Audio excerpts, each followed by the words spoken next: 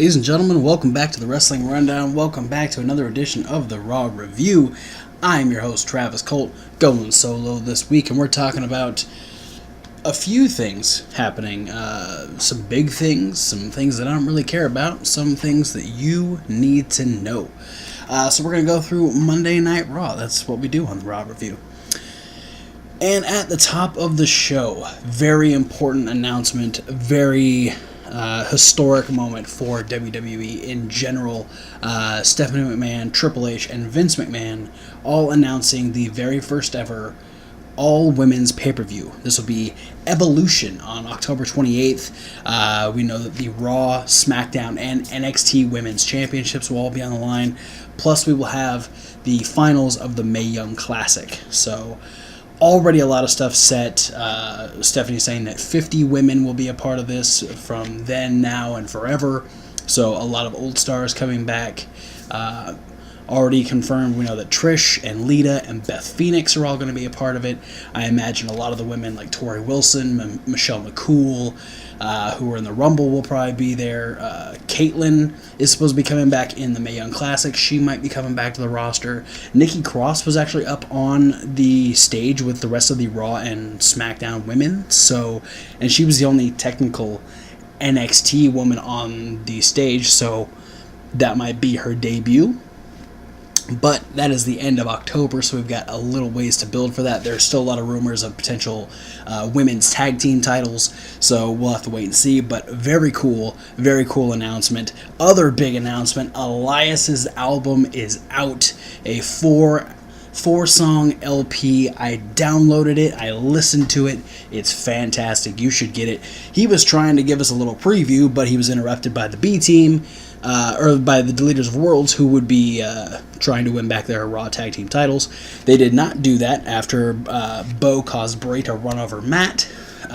So B-Team are still the Raw Tag Team Champions, but then we had a post-match beatdown from the Deleters, so it looks like things are not done between those two teams. Speaking of not done, things are not done between Baron Corbin and Finn Balor. Baron Corbin moving Finn's stuff from one locker room to his own, which was a tiny child's little playhouse, which kind of looked like a barn.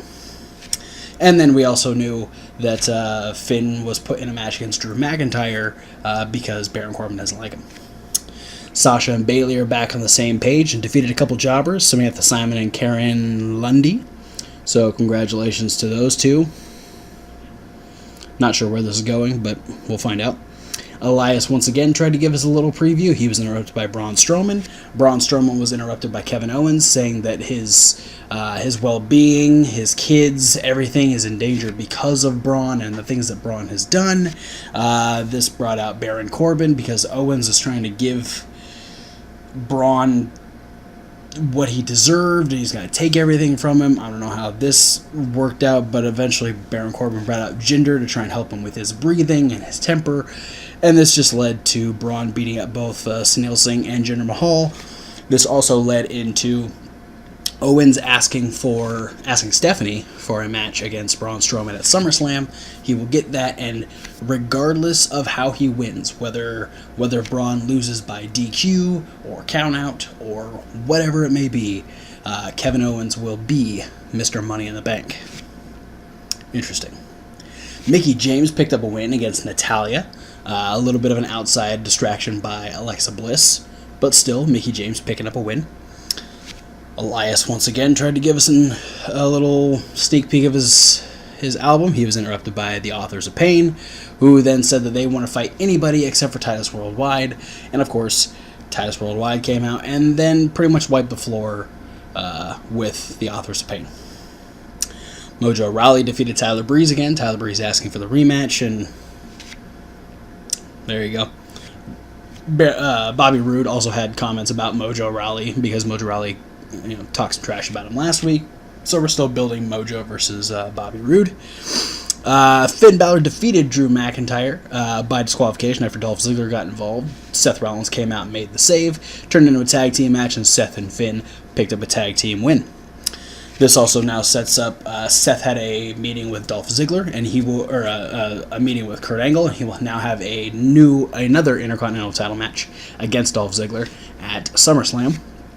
Ember Moon defeated Liv Morgan. And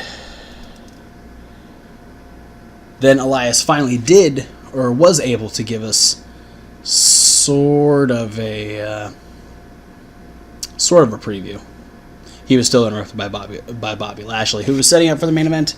We'll talk about that in a second, because next week, Ronda Rousey's suspension is officially up, so she will be back. We have another match between Finn and Corbin, for whatever freaking reason, and Seth Rollins will take on Drew McIntyre in a rematch from Raw a couple weeks ago. And then in the main event, in true fashion, Roman Reigns will go to SummerSlam to face Brock Lesnar. Yay. So, talk about a couple things that I liked. First off, I like that Mickie James picked up a win. That's fantastic. Mickie James always deserves to win. She's multi-time women's champion, and she's regulated to jobber status more often than not. I like Elias's album. It's fantastic. 4 great songs. Some of them funny. Some of them just very, very well written songs. I bought it on Google Music for $3.96. So $4 well spent. $1 for each song. Get it. Check it out. It's great. Let's see. I also kind of like that the B team retained the tag titles. I had this feeling before the match, because me and Kevin have been talking about like the potential of them being the Woken Warriors. I think me and Thomas talked about it a little bit last week. It would be interesting if they became the Woken Warriors while still being tag team champions and still following Bray and Matt. It'd be interesting if Bray and Matt kind of have still that power to essentially lead the tag team champions. So be interesting to see if they end up going that way. Things that I love, come on, Evolution. That's really the only thing to love. The fact that the women have been trying so hard to steal the show. They've earned every spot that they're in. The matches are fantastic on a regular basis. The fact that we had 2 solid matches, Mickie James beating Natalya and Ember Moon defeating Liv Morgan. I mean, the roster is fantastic right now. So for the women to get a night that is just them, everything women's wrestling on a WWE scale is fantastic. This is going to do wonders for women's wrestling everywhere, I think. No matter, as hot as it is on the indies, in Ring of Honor, on Impact, wherever it's getting exposure, this is a big moment for it, because this is going to make it explode worldwide. This is fantastic. That was really the only thing to love about. I mean, the tag team match with Seth and Finn was good, but I've seen that before. Yeah. Things that I disliked. I get why they did it, but the constant Elias thing was a little annoying. I get that it's multiple exposure, more time for him to really promote the album. I get that. It still doesn't. For him to constantly be interrupted is not that funny. I actually ended up skipping the one that I don't even think I wrote it down. Yeah, he was there and got interrupted by Finn. So I just knew it was going to happen, so I just skipped it. So that was a little annoying. Also, the fact that it was like, oh, the tag team titles are on the line next. Here, let's do a promo, and then a backstage promo, and then we'll put Elias on the stage just to get interrupted.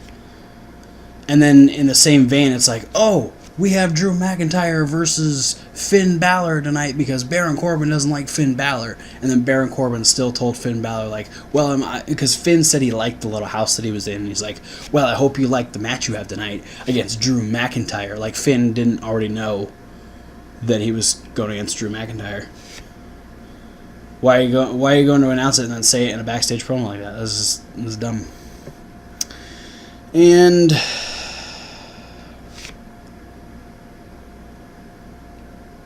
I just want the Finn Corbin thing to end. Maybe that's the moral of the story here. Yeah.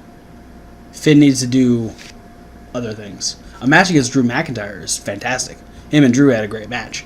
But I don't need the basis being because Finn and Baron Corbin don't like each other.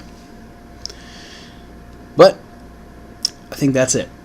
I gave a little bit more love, a little bit more like, and I'm not going to talk about the stuff that I just don't care about. So, thanks for watching, guys. Don't forget to like, comment, subscribe, click those links down below. Check out all the social media links. Check out the podcast. That's the SoundCloud link. And check out Reasonable Wrestling Fans. It's Reasonable with a W, like wrestling. Where's the list with Kevin Hawk, Question of the Week with Thomas Wolf, unboxing videos where you get cool Rosemary t-shirts and all these micro brawlers, punishment videos, and other videos that are loosely based around wrestling. But for now, guys, thanks for watching, and we'll see you at whatever video you decide to watch next.